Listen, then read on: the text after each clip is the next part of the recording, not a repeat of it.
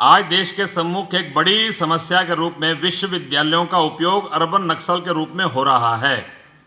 इसका समाधान क्या है? मुझे लगता है कि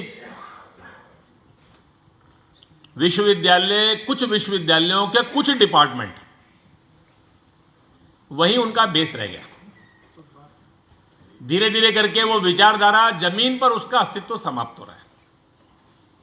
वो अपने सर्वाइवल की एक लड़ाई लड़ रहे हैं, अस्तित्व की लड़ाई लड़ रहे हैं। कुछ डिपार्टमेंट और कुछ मीडिया के अंदर कुछ ऐसे केंद्र हैं जिनके अंदर उनका बाहुल्य है। बहुत ज़्यादा उसको लेकर चिंतित होने की आवश्यकता ये नहीं है। वो थोड़ा एक इकोसिस्टम है जो काम कर रहा है।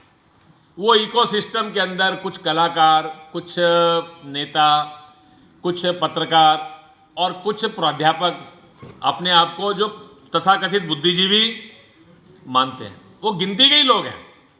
वकीलों में नाम आएगा तो प्रशांत भूषण, वो सबको पता है कि क्या नाम आने वाला है। प्राध्यापकों में कौन आएगा तो वो भी नाम पक्के हैं। पत्रकार कौन है वो भी नाम। तो एक पक्का एक ब्रिगेड है, यानी एक ब्रिगेड से ज्यादा, वो ब्रिगेड यानी 1000 लोगों की ब्रिगेड होती है। कुल मिलाकर देश में 1000 से ज्यादा नंबर नहीं है। बहुत ज्यादा लेकर उसको चिंतित होने की जरूरत ये नहीं है। हाँ, इतना जरूर है कि उन्होंने एक भ्रम का वातावरण ये खड़ा किया हुआ है। उस भ्रम के वातावरण को दूर करने के लिए और सामान्य विद्यार्थी प्रभावित ना हो, इसके लिए विश्वविद्यालयों में काम करने की जरूरत है। उसके लिए अपनी ओर से काफ़ी प्रयास हो रहे हैं और वो प्रयासों में हम सफल भी हैं।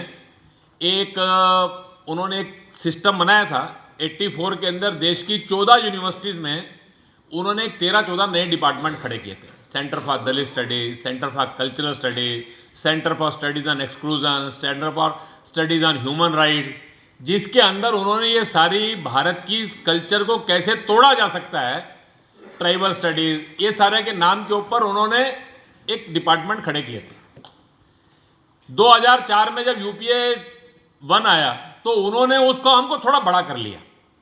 देश के अंदर 100 संस्थानों में आईआईटी, आईएम, जेएनयू, ऐसे इन सब के अंदर अब वो, क्योंकि ये डिपार्टमेंट में यही लोग थे तो वो पढ़ाने वाले लोग भी वहीं पहुंच गए, तो वो उन संस्थानों में भी कुछ कुछ लोग हो गए। लेकिन कॉमन विद्यार्थी धीरे धीरे करके उसके प्रति जागरूक ये होता जा रहा है और उन संस्थानों के अंदर ही उनके विरोध में भी बाकी विद्यार्थी खड़े होकर अपनी बात हिम्मत से कह रहे हैं। मुझे लगता है कि थोड़े समय के अंदर उन विश्वविद्यालयों में भी ये लोग अलग थलग पड़ जाएंगे, एक इररिलेवेंट हो जाएंगे।